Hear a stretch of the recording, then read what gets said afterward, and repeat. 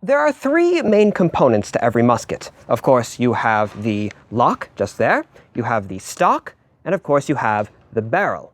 Alongside these three main components, if you will, that really make up the meat of the gun, you have a number of other bits. You have things like the trigger guard, the actual trigger itself. You have a butt plate there, you have your ramrod, you have the bits of brass that, just there, have to keep the ramrod in place. You have the pieces here to actually keep your sling on, all sorts of little bits and pieces which have to go into making a full and proper musket. But how exactly are they all held together? Because, of course, on certain pieces, such as a Charleville, for example, you can see those great big barrel bands which actually keep the barrel attached to the stock. But on a Brown Bess, it always seems to be just sort of sitting in place. What actually keeps this entire thing together? Well, my musket is really quite filthy, and I really have to start paying more attention to it, have to start doing much more thorough cleanings, and today will be the first of many sessions, I imagine, when I do so. In order to actually properly clean the piece, though, really get in there with the nitty-gritty and try and polish every piece that I can up to a more proper parade standard, I'm going to have to disassemble the entire thing. And I thought that might be an interesting process to show all of you.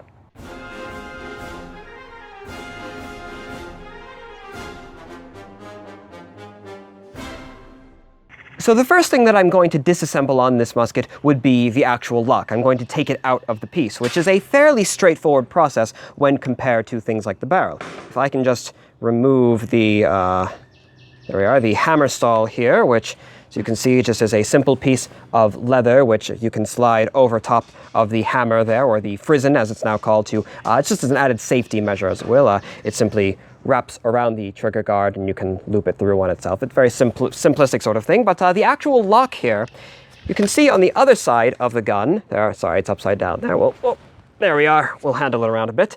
We have two screws there, which actually keep the entire thing in place. It's fairly straightforward, fairly simple. So if I can use my, set that down gently as I can.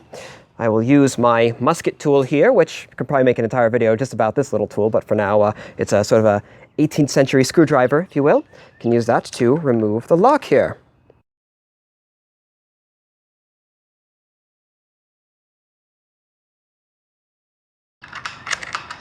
So there is screw number one.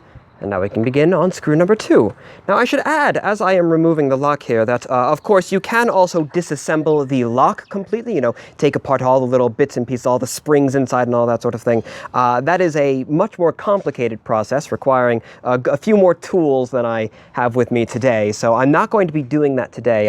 Perhaps some other time I'll get my hands on some vice grips we can actually, decompress, or whatever the term would be, the springs in there, and we can actually disassemble the lock. I can show you that mechanism, but that's for another time. But for now, I have, if I can flip it around and show you without actually having the lock fall out, because that would be an expensive mistake to make, I've removed the two screws there, which means that the actual lock will simply lift, there we are, right outside of its casing. As you can see, if you can see the detail there, I don't know how far away I am from the camera, but it needs quite a fair bit of cleaning itself. So I will be disassembling the entire thing to polish every bit and piece inside, but well, that is going to be a task for another day. So I'll just put that aside there.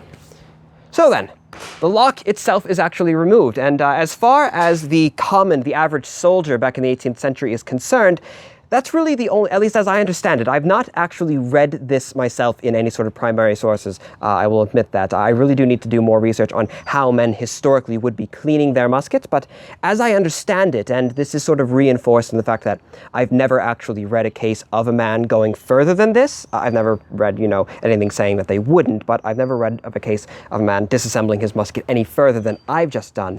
I believe this to be the case, and of course I'll provide a correction down below in the comments if I need to do so. But as far as I'm aware, at least, the average man, the average soldier on campaign way back in the day, naturally, as he's on campaign, he will be firing his musket. He will have to clean his gun. The average soldier would never do anything beyond what I have just done there. The average man was not generally trusted to be able to handle, disassembling a lock with how complicated it is, and the fact that you do need rather specific tools to do so. That's sort of the realm of a gunsmith only. So a regimental gunsmith who'd be in charge of handling all those sorts of things. he would also not generally be taking things like the barrel out of the stock, because of course it involves, as we shall see, a great deal many little bits and pieces that, you know, if you're in the middle of a field and something happens and oops, I lost 3 of my pins, well, you're going to be in a very difficult spot trying to reconstruct your musket with little pieces of wood that you can find, you know, scattered around. You know, the officers tend to be rather upset about that sort of thing. Generally speaking, the men would not be trusted, to my knowledge, again, more details to follow, I think, but the men would not be trusted to really go as in-depth as I am doing right now. That's as far as they would ever get. Now, that being said, remove the lock. I think that the next step I'm going to do, just for simplicity's sake on my end, is going to be removing the, what's it called? The sling, that's what it's called, the sling here, which as you can see is held in place with a simple little swivel bit there, which has a screw going through the stock of the actual gun. Mine is actually a little bit large there. I think I need to replace that at some point. But then I doubt historically that they are all perfectly sized either. But a simple screw heading right on through the stock there to keep the 2 swivel bits in place that actually keeps the sling on the gun. So if I can just unscrew those with a bit more fancy editing work.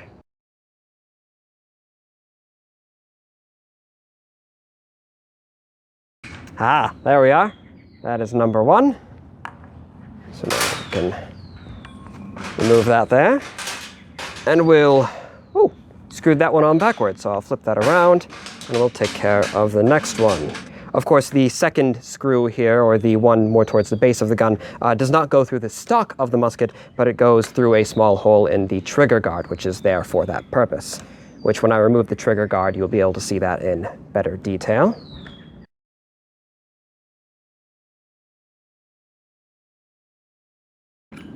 And there's the second one, so we'll keep those aside. And there we have, the sling has been removed. So again, we'll put that up there, away from everything. So then, what do we have now? Basically, we have things like the ramrod still in place. We have the trigger guard, all the butt plate and everything, and then we actually have the barrel inside the stock of the gun. And something tells me that that's the bit that we're all very excited to see. So I will now remove the barrel from the piece. First off, we do have 1 screw kept in place just back there towards the rear of the barrel, that metal piece that's extending outwards. I think it's called the tang or something. I'm afraid I don't know the technical term for it. I'll have to ask a friend of mine who's actually built one of these himself. Yes, the metal piece there that is actually part of the barrel extending outwards. There is a screw in place keeping that, keeping it inside the stock. So I will unscrew that.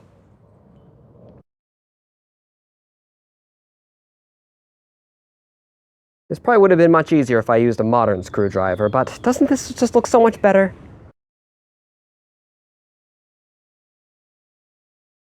Hey, there we have it. There's the other screw there, which I will try and keep that aside as best I can so I remember which one goes where. But indeed, so there we have, as you can see, a little, don't want to coil up the microphone at all. You can see a little hole there in the top.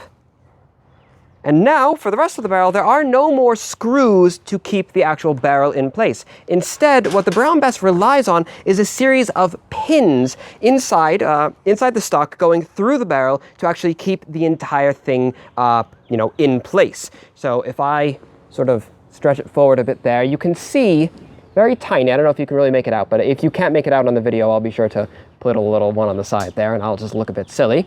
But you see a series of pins here throughout the length of the barrel, which are sort of, where's another one? There's another one there. Sticking through the stock, actually going through a little a loop, if you will, in the bottom, at the base of the barrel, and then back down into the other side of the stock. It helps keep indeed it doesn't help. It is the thing keeping the barrel in place.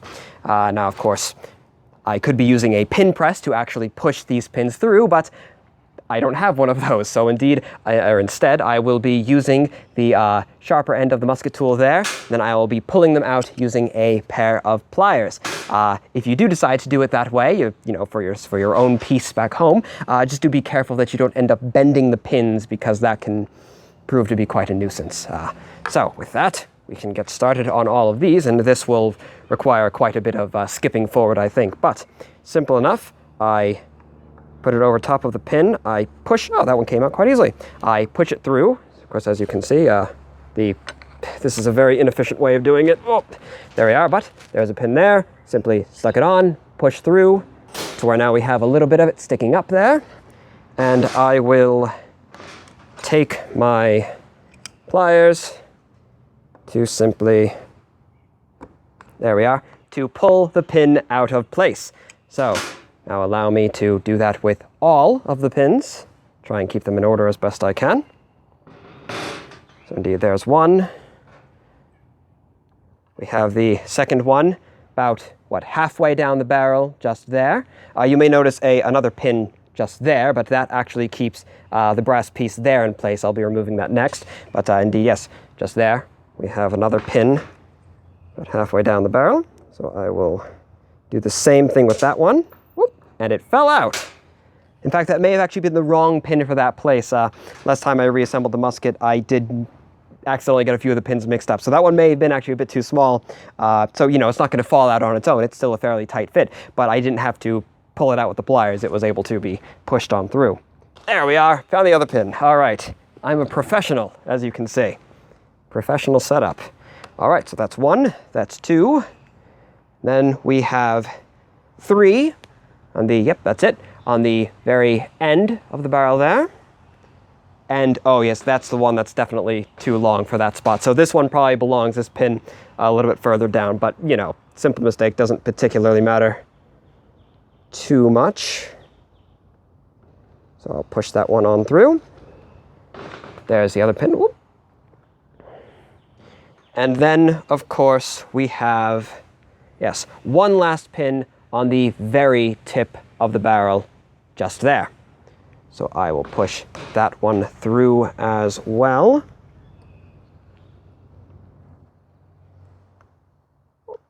There we are. And there is the final pin. I think it's the shortest one. Well, it's one of the shortest ones at least. There, so now all of the pins, I believe, are out of the barrel, the ones that are keeping the barrel in place, of course. Yes, so I should be able to, simply enough, lift it. Yep, there we are. Right, whoop, there we are, out of place, out of the stock. And, you know what, actually, the bottom of it is not anywhere near so bad as I thought it would be. But so yes, there we have the barrel of the gun. With the, again, I think it's called the tang or something like that on the back there, helping to keep the entire thing seated whenever it's being fired. At least that's what I imagine that this back bit is for. You know, a bit of an odd shape there.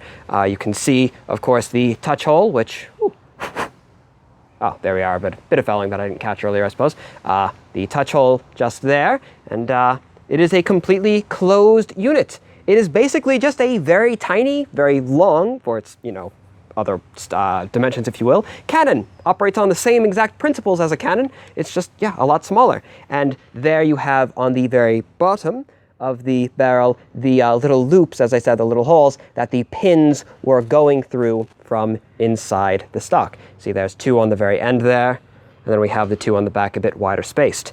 So I'll take the barrel, position that a bit separate, and then we are left with the actual stock. The sort of the casing, if you will, for the entire unit. So with that, let's do the other pins and remove the, you know, the brass bits that are keeping the ramrod in place. Again, same exact system. We have pins going through loops, which actually keep these brass pieces in place. So using the same method, I will push those out. Can I just pull that one? Nope, this one has to have the... There we are, pliers. There we are. So there's another one. We'll keep those on the other side there. Ooh, my. And actually, this would have been a good thing to mention during the how dirty do muskets get after firing, but you can see I haven't really cleaned out the stock of the piece. And so if you look on the inside, and in particular, just there, oh, actually, yeah, it's longer, so I can actually do this. You can see there just how dirty, how much powder can actually build up underneath the barrel of the gun after being used so many times. You know, I haven't ever actually cleaned out the inside of this bit, which is, again, something that I really ought to have been doing. I understand that now. You know, we all have to start somewhere when it comes to this hobby, but yes, indeed, I ought to have been cleaning that out because it's Actually, not that much powder really is coming off, so I'm guessing it's just been stained over the years. But even still, I'm going to be doing a little bit of, well, you know, polishing or glossing, if you will, for the actual stock here, if I can figure out how to do so at least. But yes, indeed, the powder will get underneath and will stain the actual the base or the bottom of the barrel and the stock there. Like I said, it gets everywhere. So, of course, I removed, you know what, actually, I should probably remove the ramrod before I remove all these brass pieces so I can actually take them out and show you as I go along. So just place it alongside here and remove the ramrod if I can. It's been getting a little stuck lately. This ramrod is a bit missized, I think. I have to sort of ream out a little bit the base of the brass piece that actually keeps the entire thing in place. So if I can just get this removed. Oh, there we are. It wasn't as difficult as I thought it'd be, actually. So, of course, we have the ramrod, a single solid piece of metal there. No real surprises or difficulties with that. So then, back to the stock. Again, we had a pin through the little brass bit there. So now I can simply remove that. Again, you can see where that was seated earlier. Oh, my goodness me. And as I said, it's not really looking like brass right now. That's another piece that I'm really going to have to spend quite some time scrubbing away at. But there we have one of those. Now I can remove the next one just down here. Again, same exact system. Let's keep the hand underneath if I can so the pin doesn't fall out. There we are. Come on. Haha. There, hand. So that's the second pin there. We can remove that one there. Simple enough. Then there are two more, which I'm actually going to rest the musket on the ground like that because, of course, the stock is very much weighted at the base there because not only do I have the trigger guard and the butt plate, but, you know, that's where the most weight is, so it can make it rather awkward to try and do it on a table like this. But, you know, everything for the YouTube show, as it were. There we are. That's another pin. Keep all the pins in place now. And another one there. Ooh, also needing a great deal of cleaning and polishing. And the last one here on the end has two pins in it. I don't know if you can see, but it's a fair bit longer on the end there because, of course, that is where the ramrod is actually sticking out. So you don't want to be, you know, bending or flopping around or anything because it might snap at the very end. So you want that one to be a bit longer. And I can remove those two pins. I feel like I'm going into far more detail in all these little pieces than I really have to because most of it's rather self-explanatory, but, you know, don't want to make any assumptions. And, you know, the longer the video is, the greater possibility that I can put a second advertisement in it and, you know, shamelessly profiteer off of your interest. Let's not pretend that this is anything different, of course. Aha, there's another one. And the final pin. How sad, isn't it? The final pin. Oh, actually, no, I take that back. It is not the final pin. It is the second to last pin, or no, it is indeed the final pin. I confused a pin or a screw for a pin there earlier. Anyways, we'll get to that soon enough. Here we have the final piece there that keeps the ramrod in place. So now we have a completely barren bottom of the barrel there, and we have this little piece of brass that's kept on the very tip of the musket, the very bottom there, where the end of the barrel stretches out over the rest of the barrel. I'm not entirely sure why there's a piece of brass there. I would assume, or I'd presume, something about keeping the powder away from the wood of the stock, helping to prevent more of it from getting caught in between there in the corners. But then it may also well be purely aesthetic. I'm not entirely sure. I'm sure that plenty of others, you know, the gunsmiths among us, could shed a little bit more light about that sort of thing. But for that piece, it is not held in place by a pin, but actually, I don't know if you can see it there, but by a screw, a very tiny screw, which is actually quite a little bit rusted now, so it looks about the same shade as the wood. But there is just in there a little screw, which I will, if I can maybe position it like that. That's not going to work. We'll go like this, and we will unscrew that. which actually, oh my, the screw there is smaller than the smallest bit that I have on my, than the smallest bit that I have on my musket tool. I've never actually taken this bit off. Huh.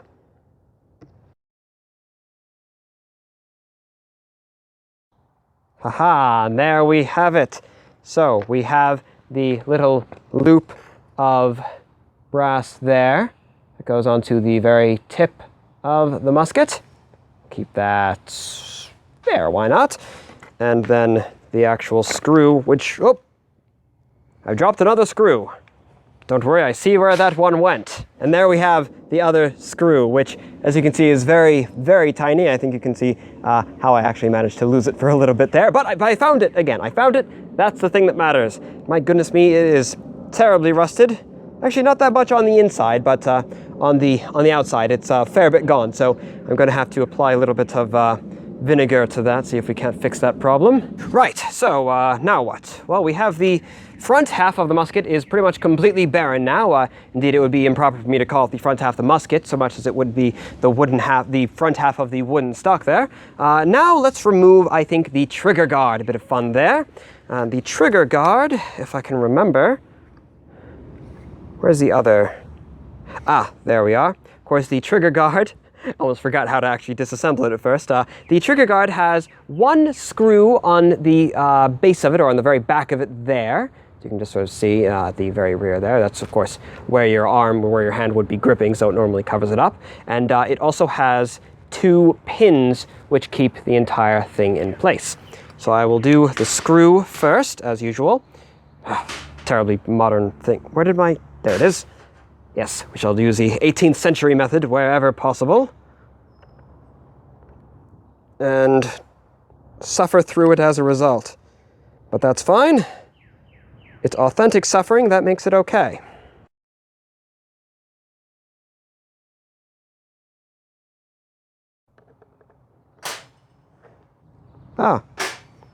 Something just happened that I didn't expect to happen, but I really should have in hindsight. Of course, the top bit of brass there, which you will have noticed, I hope, throughout the entirety of the thing, did not have any sort of pinhole or... Goodness me, my apologies, or screws or what have you on it. Well, that is also held in place by the same screw which helps to keep the trigger guard in place. You can sort of see the top bit there is completely smooth, but then on the bottom or on the back, there is the, the area for the screw to go through there. And again, the entire thing has to be very thoroughly polished. Actually, I did actually spend like an hour or two before going to, my first event in quite some time back when I was in Ohio to retrieve the musket. I did spend a fair amount of time polishing this little bit just to see how long it would take to get a judgment for the rest of the thing. Took me a long time to get it polished up to the standard that I did have it, which wasn't even all that much. And after only 2 events, it's already back down to this level. So it's a constant process. We'll put that to the side as well. There we are. Remove that screw there, and now I can remove the 2 pins which keep the trigger guard in place. You can see them very clearly on this side of the thing, see one right there and one right there. On the other side, they're less obvious. We have one just at the bottom of it right there, of the bottom of the stock, and then we have one which is usually hidden just behind the lock right there. So I will go at about it, I think, from this side. Oh, actually, no.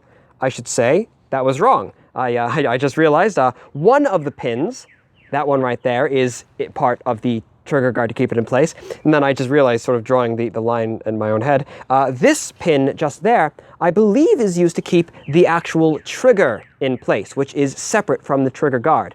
So you'll see that as I remove the trigger guard here, using the one pin on the top.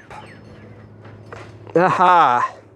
Well, that would be the problem. It must have been, again, I warned you all to be careful when you're using pliers. This pin is just a little bit bent, which may be the result of my having to nail it, but I believe because it was stuck.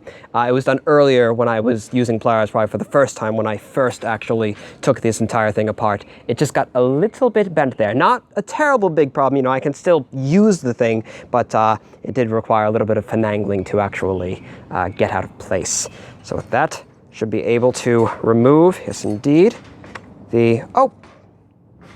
I was right. There are 2 pins here for the trigger guard. I just didn't see where the other one was at first. There's another one just at the bottom of the swell there. So if I can remove that one as well using the same method, there's always another pin with this thing. There's always another pin where you didn't notice it. But of course, there we are. That one's much easier. Same exact method for that one. Oh, much better that one, much better. Keep that aside. And now I can remove, simple enough, the trigger guard, which, wow, really needs to be cleaned. Very, very badly, very badly. God. But in any case, the actual trigger guard, regardless of how terrible a state it's in, runs off of the same exact system. You see the 2 little loops there for the pins to go through, and the entire thing, you know, just fits right in, is seated very exactly like that. So then, other than that, of course, we have the piece of brass, which you can just make out. Here we are. You can see just there how the trigger is sort of hanging loosely now down there, and it is kept in place by its own piece of brass, which I think actually, because I removed the screw. Ah, yes, here we are. So I had to make sure that I knew what I was talking about at first. But when I removed the screw here that helped to keep the barrel in place, you know, helped with the process, and it went through the very top of the thing there, that screw was also used to keep in place the bottom bit of brass there in which the trigger guard is seated. So I should now be able to just lift that out of place. Maybe I have to use this as a prior of sorts. Oh, no, I won't be able to. Right. Because I didn't really rehearse this all that much. I have to remove the actual trigger before I can remove that piece of brass because, of course, as you can see, it won't go past the trigger. So, again, we have the 1 little pin there that keeps it in place. And there we have the next one. That one was rather tricky as well, but it's not bent at all. So, yeah, just a bit of a tighter fit, I suppose, on that one. So we'll put that pin there. Now I can then remove the actual trigger, which as well needs, as I can see, a great deal of cleaning, but it's a rather interesting shape there. Again, we have the spot for the pin to go through, and I suppose the odd shape of the actual trigger there is because it does reach up into the lock and actually, you know, activate something there, but that's a discussion for another time. The actual trigger there, with a little loop metal on the bottom, very nice shape there. Put that just there, and now we can remove as well the other brass piece, which, as I said earlier, sort of seats the trigger and prevents it from running or touching up against the actual wooden stock, which as well, wow, really needs to be polished and cleaned. This is another great extension of just how filthy a musket gets when it isn't, as I admit, properly cleaned. But yes, indeed, we have the piece of brass there for the thing. Now, otherwise, we really only have the brass there, which, you know, I've never actually removed that piece of brass. I never actually thought about that. How do I take that out? I'm gonna see if I can. It might not be a very good idea because I'm not entirely certain how it goes back, but, well, we'll figure it out together, shall we? Can I remove it like this? Aha, there we are. It actually is literally just seated in place. There's nothing keeping this bit of brass in on its own. It's just, of course, when you have the 2 screws of the lock in place, that's going to keep this bit of brass in as well. And yes, there we have it. Nice, simple little serpentine sort of design there on either side. Bit of a nice little decor beyond the absolute functionality of the thing, even in a military piece. And that leaves us, of course, lastly, with the buttstock, which, simple enough, is kept in place by 2 simple screws. So I will now remove those.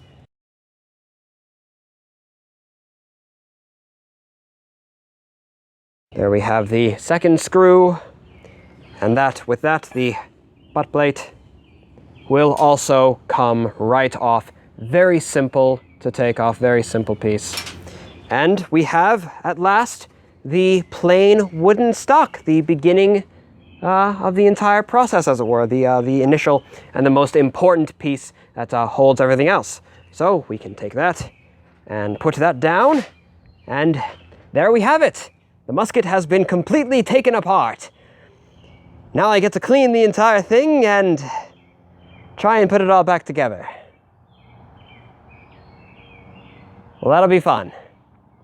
Of course, until the next time, my dear viewer, I am and I shall remain your most humble and obedient of servants.